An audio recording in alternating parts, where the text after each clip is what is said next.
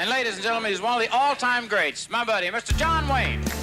You're listening to the John Wayne Gritcast with me, Ethan Wayne. The hell I was. We're talking all about the life and legacy of my father. John Wayne. Mr. John Wayne. John Wayne is the United States of America. Slap some bacon on a biscuit and let's go. Hey everybody, I'm still here in Kanab, Utah, but I'm talking to Ben Christensen and Dusty Soulsey. Ben is a content creator and photographer that we've known for a few years. He came up with a terrific tagline called Living My Own Western. He didn't grow up on a ranch, but he loves Western lifestyle, and his mission has been to make a fun and creative Western film. So we're all pitching in down here to bring that dream to life. We start filming tomorrow. And I thought we'd have a little conversation with Ben and Dusty today before we get started. Hope you enjoy. I like what you said when you're like, so, man, my mind's going a million miles an hour. I've been trying to arrange all this stuff, but here I am sitting on the porch, staring out at juniper and pine trees, and it's real. We're here. We're here and we're filming. I can't believe it, because like I was saying, I'm in the creative industry a bunch, so my mind's always turning and creating, and I have this weird mind where I just gotta keep going, and I don't want it to ever stop, because that's why I do what I do. And then combined with that, and my family, my wife, my 4 kids, then all my other clients, but my crazy obsession and passion for the Western lifestyle and films, everything's going. But like I said, now we're here. I'm sitting with you, Ethan. We've been friends for a while now, and you've known my vision, my dream of wanting to do this Western, and now we're here.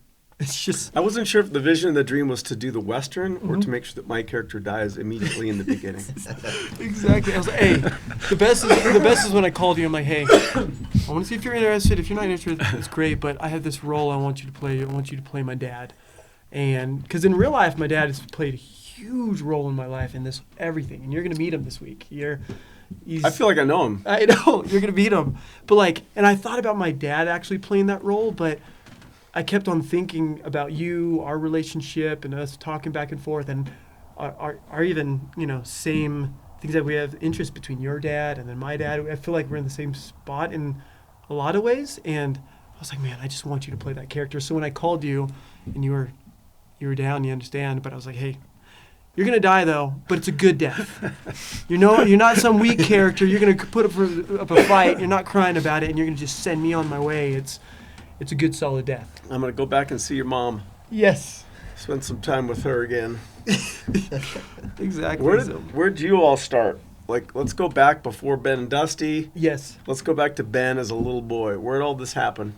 So what's your first memory? My first memory is just my dad taking me wherever he went. And my dad had this, he loved the outdoors. He was born and raised in Portland, Oregon, grew up with horses, growing up skiing in Mount Hood. He did ski racing.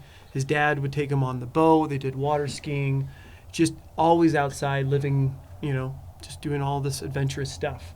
So as he raised me and my 4 other siblings, so we had 5 kids in our family. We got 5 kids in your family? 5 kids in my family. I'm the second to youngest. Wow. Yep. Me too. So it's amazing. So we didn't grow up on a ranch or something in country. We lived in a normal, city in Tempe, Arizona. But no matter how busy our life was or involved in sports or school, my parents always took us out every weekend or on trips. It was centered around camping, skiing, all these things that brought our family together in the outdoors. And that's the time we had some of those great conversations, meaning about life, faith, all those things when it was centered around more of an activity. Wow. And instead of just trying to have family time, we just did those things. And it's cool because, parenting is different now than before, but it was like my mom and dad had all these things personally they wanted to do, and they just brought all of us along for the ride.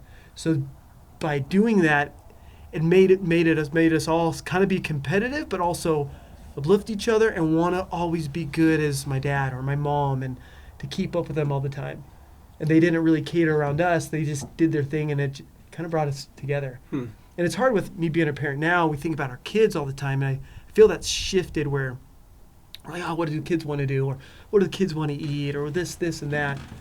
and it becomes harder because the kids don't know. Yeah. You know what I mean? I mean, I don't remember anybody ever going like, "What would you like for dinner?" It Yeah, was just like, right, "Here's exactly. the deal. This is what's happening this weekend, Yes. and this is what you're wearing." Yes.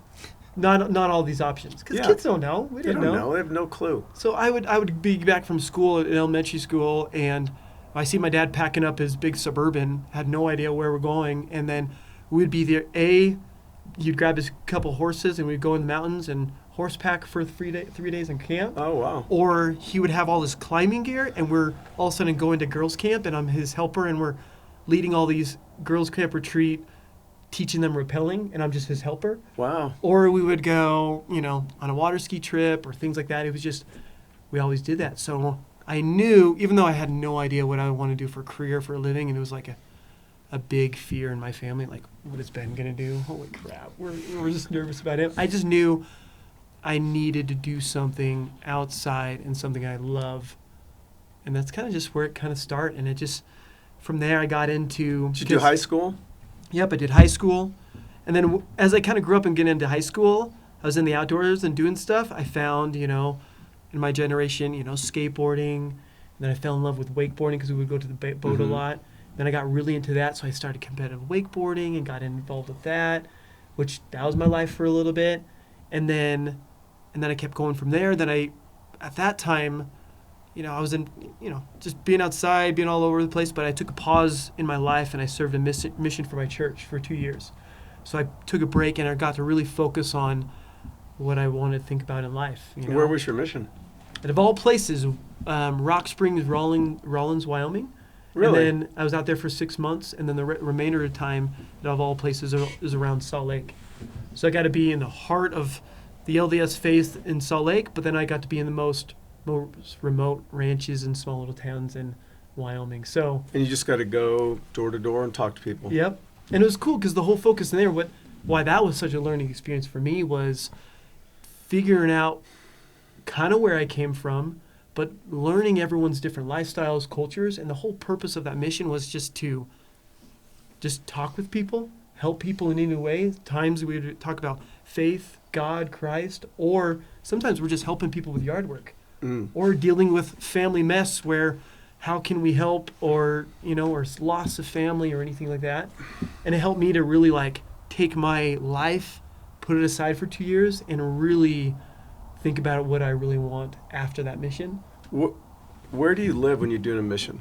So we live. You get assigned to a place. You don't choose. So I had friends all over the world, from Tonga to Australia to Africa, all over the place. And they always laughed when I got my call because I had friends all over the world, and they're like, Salt Lake City, Utah, and Wyoming. And I was like, oh man, at all places, But it helped me realize you don't go for the vacation. You're going to just share, to help people. You know what I mean? Share faith and help give. But when you go to people- Wyoming, you stay with a family, or you're in a hotel? No, you're in an apartment. An apartment. Yeah, you're in an apartment, and then you get assigned with another missionary that's from somewhere else. So I had they call them companions. So I had missionaries that were from Canada, Tonga, all over Europe and everything. So you got that cultural difference. All in Wyoming. All in Wyoming, yeah. Wow. So we're all out there. So we got to go to those small towns, and it was cool in Wyoming because I loved, the outdoors and horseback riding. But that was my first in with the Western lifestyle. So I got to talk with a bunch of ranchers. They taught me a little bit how to rope out there on the mission, just some fake calves and all that stuff. And you wearing a shirt and tie when you show up at the ranch? Shirt and tie, yep. White shirt and tie. Get dirty a lot really quick. So yeah, I bet. Between the heat and everything. So I got to do that, which was... And is there a car for you? How do you get around? Yeah. So you get either assigned a car, or they're here's 2 bikes, or if you're in an area, you just walk. So you don't have a choice. It's just kind of whatever you're assigned to. But luckily out there was a lot of driving, so we had this little Hyundai kind of car, and we were going on these dirt roads, and we came to some little towns where we couldn't see anybody, and we see some kid walking across Main Street in his diaper, and we're like, where are we? And then we knock on the door, and someone answers and probably hasn't seen anyone in who knows how long. We're like, hey, we're missionaries for the Church of Jesus Christ of Latter-day Saints, and we're just here to help in any way, and talk about faith, life, or anything like that. So that was like a huge part of my life that really helped me kind of find out who I am, and was really built off of that, and see why my parents raised us the way we were. And it kind of just like pieced a lot of things together. So after that, I had a little bit more. I was still young. After my mission, I was like 23, and I still was, still didn't know what I wanted to do for a career, but it helped me kind of perspective of what I wanted to do. I knew I really wanted a family eventually. I don't know when, and but it helped me just kind of go from there. And then I got to think about my life a little bit, and then just kind of piece things together. So I got it back into wakeboarding a little bit more, but I slowly fell into photography because I started just capturing a lot more moments that meant a lot more to me. Then I had one of my friends asked me, he's like, hey, can you photograph my wedding? And I was like, dude, I can't photograph your wedding. I'm like, I just have the simple camera. I'm no photographer. He's like, my mom will pay you $800. I'm like, I can do it. I'm like, okay, I'll do it. I got it. So I borrowed my friend's nicer camera, but I had a 35 millimeter film camera. I was just there partying, you know what I mean, taking photos. And from that wedding, I got 4 more weddings. And from that wedding, I got more weddings. And I was like, oh, actually, I'm getting paid more through photography than wakeboarding's ever done for me. So I started going to school and taking photography classes, got into graphic design, understand the marketing part of it. And that's where I found kind of what I wanted to get into right there. And that led to commercial stuff, things, and I started really going, hustling and shooting. I found out what I loved was shooting people and natural moments, creating things. So I got into, my wife and I moved out to Southern California, San Clemente.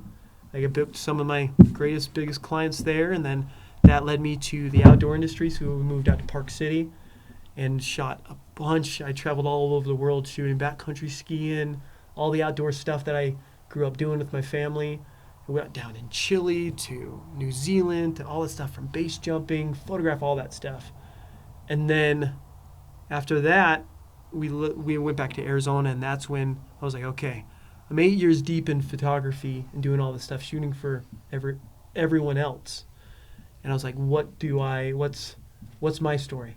I always felt like something, and that's where I really wanted to showcase, my love for Arizona, the Western lifestyle, my vision with the old Western movies I used to watch with my dad.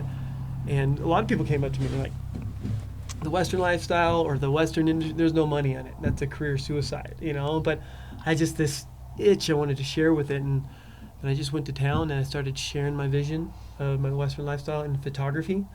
And it got a mixture, some people loved it, some people hated it, some people didn't even get the vision. Some clients that I tried to pitch it to, they didn't get it. So I started just keep doing it, sharing my vision. And then after a while, people started, oh, I see what you're doing, And it's a learning process too, because I didn't grow up on a ranch. Sure, yeah. So it's... How'd you guys first connect? So during that process of showing my lifestyle, of the Western lifestyle and that vision, that's when Dusty reached out to me. Do you remember that? Yeah. Social media and Charlie Crockett, I think. Yeah. That was our first connection there. Yeah.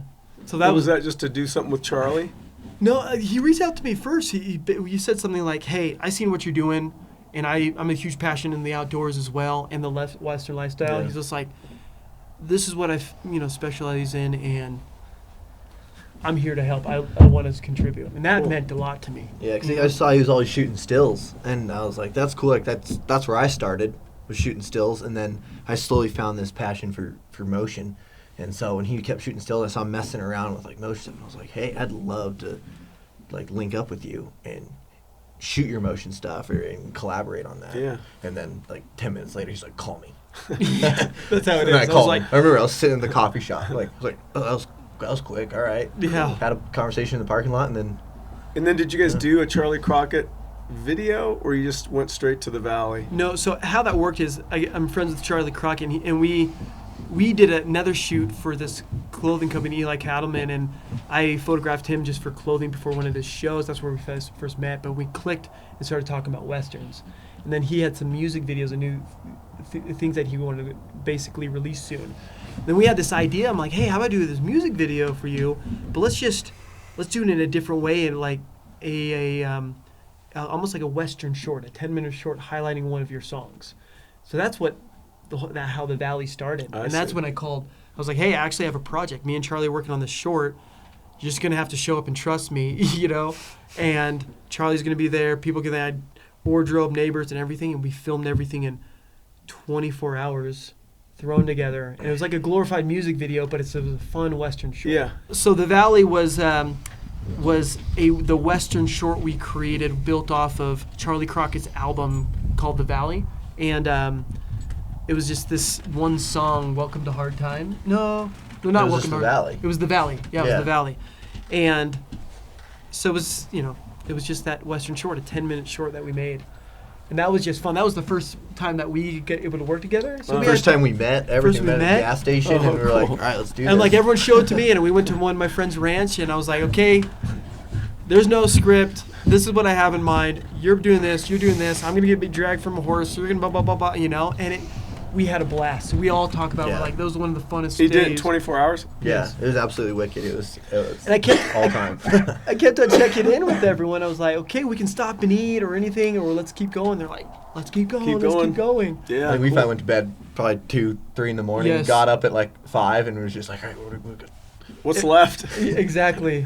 Come But pick up shots. then we took that time before we released it. It was a few months as we prepped it and got it ready. But we built the hype about it, and we decided it was cool. Talk about how you put together this whole in Oceanside of how we screened it. And like Yeah, we produced we were like talking about how we wanted to release it. It was well, let's do something special. Let's just throw a big party in the parking lot. And so I like found this like location. His friend had a coffee shop in his zone, and then just like got free beer, some barbecue in there, and then we got Charlie to like come in and play a little surprise show, and then we were like, oh man, like no one's gonna show up. Like we a had few 150 people. It's only 10-minute film. You know what I mean? And we had I think like the final count was like a little over like 600 people rolled in. Oh my Yes. gosh. And we were just like mind blown. We were like, Wow. there's something. Floored. There's something here. And then we play the video, and you play the movie. You're like, okay, that's like a huge.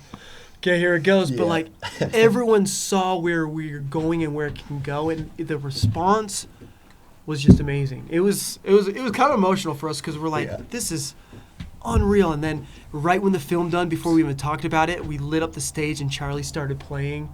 It was a cool transition. Then after between Charlie and Dusty and I, we just felt like it was just, the support was amazing. And then that's when I got introduced to Boot Barn. Boot Barn came out with their social team, and they were supportive and wanted to share a story with it. And ever since then, I've had a good relationship with them and more of the Western industry.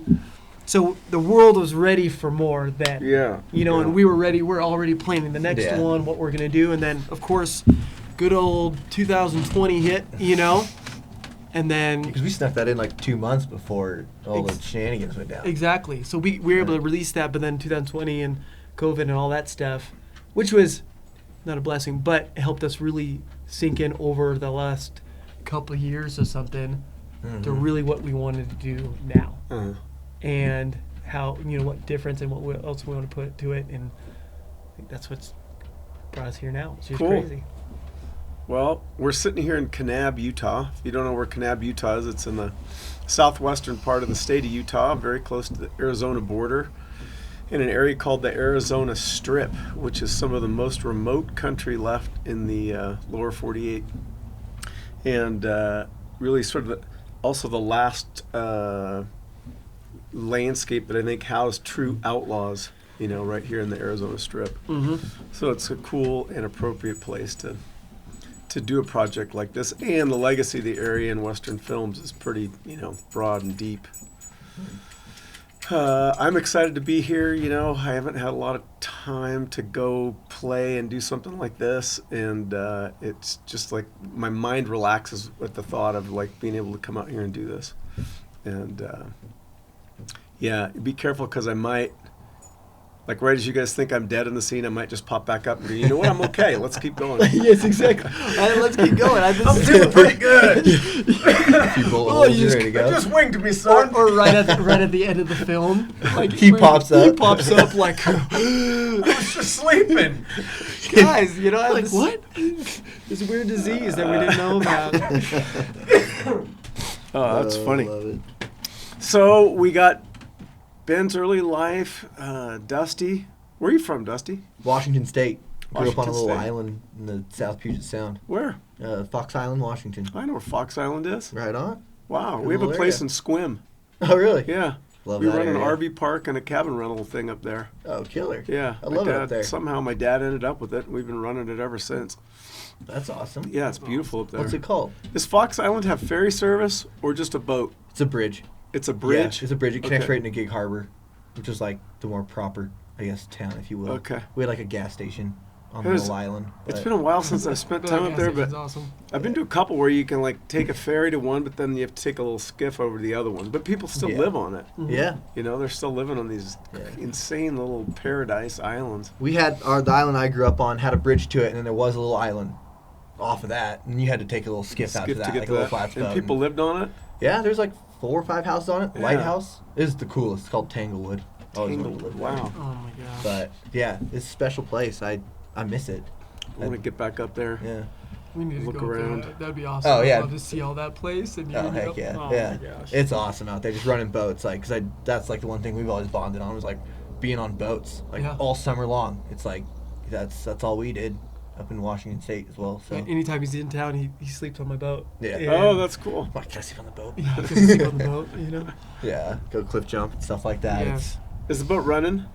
Yeah, now. Oh, good. We use it in this one music video for my friend Brian Kelly, and we ended up basically blowing both engines, but we got the shot. Oh, you know. bummer. But we have one engine fully working, and it's an older boat. That's all you want, though. You want to put out, cruise, anchor up in a cove, fish, swim, come back. So we got one working right now, and then that's scheduled in a couple You can months. get it in and out of the dock with just one? Yes. Yep. Easy. Takes the right captain to do it. Yeah, I'm sure it does. But, you I'm know- sure it does. Takes a lot of skill, but, we got it.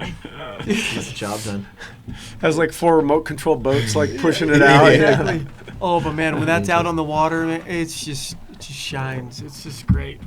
Yeah, it looks Amazing. fun. It looks cool. And you And still what is still that? got to sleep on it sometimes. Where's the body of water that you guys have it on? What is So that? it's the Salt River, and Salt River? yeah, the Salt River, and it's in Arizona. It's dammed up man-made lake. So within an hour, it's about 18 minutes from my house. It's on Saguaro Lake, and then that same river is connected to another man-made lake called Canyon Lake, Apache Lake, Roosevelt Lake. I see. And then there's other lakes that are not connected to that river between Bartlett Lake, Lake Pleasant. But you can go from one to the other? Yeah, not by boat. You have to drive to I the see. other, but it's all within the same river and connected. And that's where we grew up in Arizona because it's hot as crap there, So we either pool party, the river, or go to the lake. And that's like Saguaro Lake is my second home. So that's why when I found that boat, now I take my kids there. We can sleep there. It's Yeah, like it's my amazing. floating office. It's amazing. Great for kids too, Yes. man. It's a good spot. And van life. I kind of moved my vans that I had before. I moved it to the water. So now it's like van life on water. Mhm. It's the same thing. Same thing. Same space. Exactly. Same tiny space. So what's the total shooting schedule for LeGrand? So we've It's been changing. we're now a week. So the great thing about this project is we purposely, my background and Dusty's background in production, we have a huge belief where every man has a specific duty, and there's times that production can't be too big or it takes away the flexibility. Because when you're out here, you start getting inspired by what you see. Things change and shift all the time. Even with their script, you saw the script. There's no script. We have a basic storyline, but we have more. I want the viewer to feel more than hear more. So it's like those moments, the expressions mean a lot to me. But the way we're doing it, really, it's stupid. It's crazy. In production world, it's not supposed to work, and you should not do it this way. But that's why we feel the way that we're gonna do it. That's what's gonna make it extra special. So Dusty and I, our good friend Bo Smith, who plays a huge role in lead bad guy, also AD and wardrobe and authenticity. He's not here with us right now. He's back just getting everything ready. But we sacrificed basically the month of April to make this happen. Okay. Because I'm funding it. We're putting this to happen. But we have life, we have work, everything. So we were able to block off our life for this period of time. Yeah. But like Bo's a huge actor. He just got potentially a huge role in this upcoming movie and this series. And we just found out we don't have to the end of the month. We have now the 24th. So because of his schedule. His schedule. And then me, with my commercial photography, I just have this job on the 28th and 29th over my birthday that I'm like, I need to do that. So it's like those things that we're playing with that. So right now we have... Trying to get the whole thing knocked out in April. Exactly, in April. So we're in like a week of preparation. We start filming tomorrow, and our hard, basically, wrap date is the 24th right now. But as we schedule everything and what we have, we're good to go. Cool. You know? Cool. I'm excited. I can't wait for tomorrow. It's going to be awesome. What time are you leaving to go up there? So we're going to be up there. We're going to go up there earlier. Yeah. We're going to try to get there like really early so we can, first just walk through the scenes, camera angles, testing mic, all that stuff. So we're going to be out there through there. And this weekend's kind of special. There's a lot of people that has been inspired by this process and kind of doing it on our own and doing this thing. So we have 3 amazing, talented, one's a photographer, one's a videographer, and one's a artist, a painter, that they flew in, and I'm giving them the opportunity to visually kind of see this process. So I'm meeting with them tomorrow and talking about this process, and they're coming and helping hand as a set stage. So they're going to be here just for a couple days. So awesome. That means a lot to me, not only them, for other people in the creative industry. Will they stay up in Cedar City? Yeah, they're going to stay up in Cedar City. Okay. Yeah. So they're going to be able to see that. So I'm going to talk with them. But we'll be up there earlier. But by the time we're filming, we're going to be, the actors call are like around 4:30. And then we're going to go into the evening. But, we want you to show up whenever you want to show up, We'll show up early. Yeah, show up early and go up there and see it. Yeah, see the scene. Yeah. And see where we'd be sitting and walk through that. It'll be great. And then we're going to have this old wagon parked in front of the house. It'll be great. So it's all this. This is a crucial dialogue kind of scene that will, transition to where it kind of goes from there. And that following day, the ambush scene and the establish scenes that we're going to do, that's going to be fun to shoot. Is that ambush at night? Yeah. So it's going to be, we're going to shoot day for night? Yeah, we're going to shoot a little bit more like the evening, day for night. I love that in the older films. And we tested it out, and we have it exactly how we'd be down in Durango filming something, and there'd be like a little area where we're filming like the campfire scene. Everybody's around there. Then you go back to L.A., and they recreate that in a soundstage, and there'd be like dirt and rocks and fake plants and boulders, and you'd be laying in the same place. It was really weird. That's crazy. Yeah. Wild. It just takes me back to like the scents and smells of like the movie sets. Yeah. Yeah. I can't even imagine. That is amazing. It's so awesome talking with you with those and seeing those photos and things that you've been a part of when you were younger. But I also was just a little kid, so it's like a little kid's memory, but still, you still have it. And like a scent, Yes. Scent of a light or... But even the gunpowder from the blanks, I remember that when on the valley, and we had those blanks, and planned those out. It was just some of those scenes, you see it in everyone's eyes, like, whoa, we're in it, we're doing it, and that experience alone right there is just amazing, man. That's cool. It's so fun. Well, I'm super excited to be a part of it, and I can't wait for tomorrow. So everything with, my intro into the Western lifestyle or in the Western world through my photography, I didn't grow up on a ranch, and I didn't ever move cattle or rope calves or anything like that, but I had this love for the outdoors and horseback riding, and so as I came into it, it was hard for me because I had to, I had a certain vision, but, I'm no cowboy, of all that stuff. So it's like, it's nerve-wracking for people who are not from that world to come in there. So when I started bringing my vision, there was some cowboys, some ranchers saw the vision, like, oh yeah, and they open arms, and they just come in, let me show you, and I wanted to learn as much as I can and everything. And then there's some, there's some ranchers or some people who are like, you're no cowboy, what are you doing? You know what I mean? All that stuff. So I got a lot of good and bad things, as I first was trying to introduce my vision to the cowboy world. And, it's scary, it's crazy, but there was enough good response that fueled me, and I loved it too much to run away from it, so I kept going. And then through this process, I'm like, you know what? I found out just like anything else, I'm sharing my own story. I'm doing my own thing, and just through what we're doing right now. And so I had this phrase where people ask what I'm doing. I had this phrase all the time. I'm just living my own Western, however it is or whatever it is. I've had that phrase for a while. So one day I decided I'm going to look on hashtag if it's used, and no one's used it. I haven't seen it anywhere, living my own Western. So I created that hashtag and that saying that really represent everything I'm doing is living my own Western. And I shared that, and it's cool because it was more than just my story. Other people started connecting with it, using that hashtag. Cowgirls, people from LA, New York, to people that just love it and who's always loved it. It was the central now phrase where everyone got to share the way they're living their own Western. And that's the way I could, even connected with you and with the John Wayne organization. That's the way John Wayne did. I was so inspired by him because he was always so, strong in his opinion and his vision. And what he was able to do is he was living his own Western and own vision, with or without people involved or not, and I see that in you, I see that in Dusty, I see that anyone is involved, they have something they're bringing into the table, and it really inspired me. So I got to look at John Wayne and his films and things that he did where I felt, I'm not trying to say I'm not next John Wayne or anything like that, but I look at him and some of the other inspirational people that they are inspiring to me what I can do, and share my story and wherever it can go.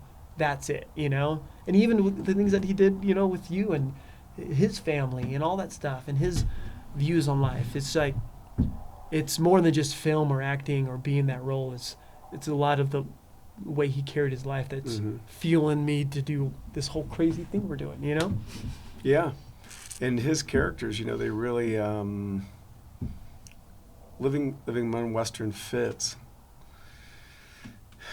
And it's also, he did a great job piecing together, the character traits and the value set of the people who actually walked across this country to get to California and dealt with things, as they were going. And, just like anything in life, some things you get right, some things you get wrong, but they're the ones who, were tough enough to literally walk across this country and establish the West. I mean, that's, even Jade, we did a little hike out of town, and you just sit there and I'm like, man, they just like got a wagon and put their wife and kid up there and started walking. Right, yep. Just coming out to find a place. Come here, Finn. And it's crazy because that Come on, buddy. That whole process. Get up here. That whole process with the Come on. Finn, get up here. Get up here. Come on. Yeah. Get up here. Come on. Jump up. Jump up. Come on. Up. Yeah, there you go. Come sit, buddy. Yeah. Look at those eyes. This is Finn. Finn and Dusty's dog Grit were like best of friends until yesterday showed up. And I don't know what happened, but they did not get along yesterday. We'll fix it. Yeah.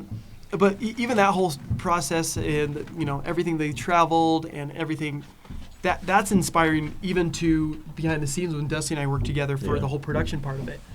So the amount of things that have gone wrong already within the first week is crazy, And it's, dude, making a film is hard, especially the way we're doing it.